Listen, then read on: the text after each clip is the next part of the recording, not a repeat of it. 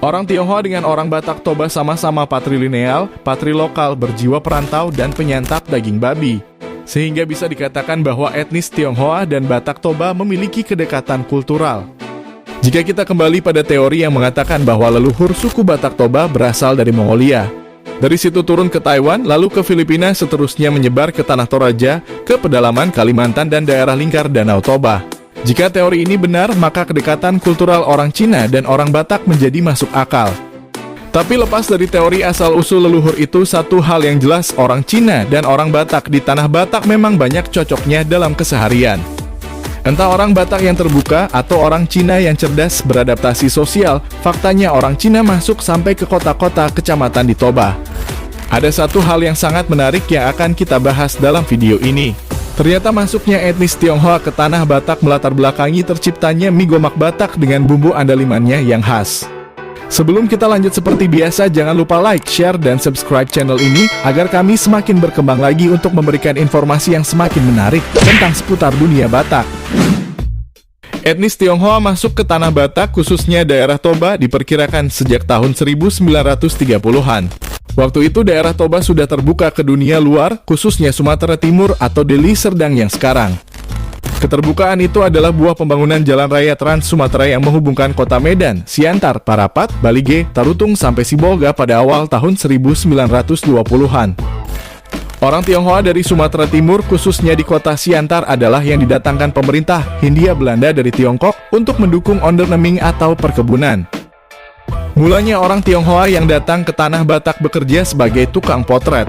Mereka datang naik sepeda ke Porsea dan Balige untuk menawarkan jasa potret kepada orang-orang Batak yang kaya. Karena itu kehebatan pertama orang Tionghoa di mata orang Batak adalah jago potret. Tukang potret yang kredibel di mata orang Batak adalah orang Tionghoa, sekurangnya sampai tahun 1970-an. Setelah proklamasi kemerdekaan, orang Tionghoa Sumatera Timur semakin banyak merantau ke tanah Batak. Mulailah ada toko fotografi di Balige. Bahkan ada juga jadi pengusaha otobis bernama P.O. Adlim yang dimiliki oleh Toke Lim. Tak hanya tukang potret, orang Tionghoa pendatang di Toba juga ada membuka kedai bakmi. Maka orang Toba tak perlu lagi harus ke Siantar kalau ingin makan bakmi, kuah, atau goreng. Cukup pergi ke Porsea atau Balige saja.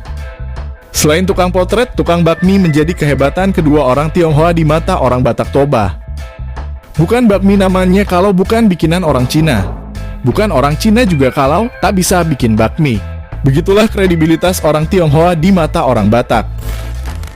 Di tahun 1970-an mulai muncul sejumlah orang Batak yang berprofesi jadi tukang kodak keliling.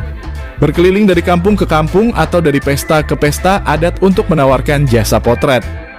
Untuk afdruk film dan cetak foto, para tukang kodak Batak itu menggunakan jasa toko fotografi di Siantar. Karena itu perlu waktu seminggu untuk menunggu fotonya jadi. Begitu pula dengan tukang bakmi. Orang Batak cepat belajar. Maka tahun 1970-an muncullah kedai bakmi Cina buatan orang Batak di Balige. Bukan hanya bakmi kuah atau goreng. Orang Batak juga belajar dan menciptakan kuliner mie khas Batak. Itulah mie gomak Batak yang terkenal itu. Makanan yang disiapkan penjualnya dengan cara manggomak atau mengambil dengan tangannya mie dari baskom, lalu dimasukkan ke dalam mangkok atau piring saji. Setelah itu disiram dengan kuah bersantan yang diberi bumbu andaliman.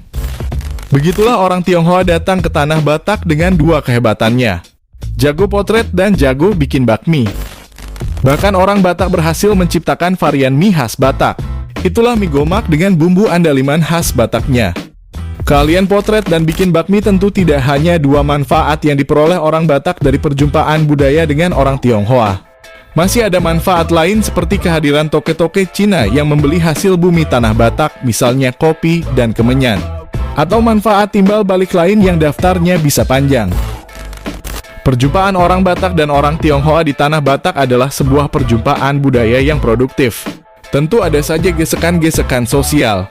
Tapi sejauh ini bisa dikatakan orang Tionghoa dan Batak Toba hidup berdampingan secara serasi. Begitulah sedikit kisah kedatangan Tionghoa di tanah Batak hingga terciptanya mie gomak khas Batak yang terkenal itu. Jika informasi ini dirasa bermanfaat, jangan lupa di-share dan sampai jumpa di video dengan informasi menarik lainnya.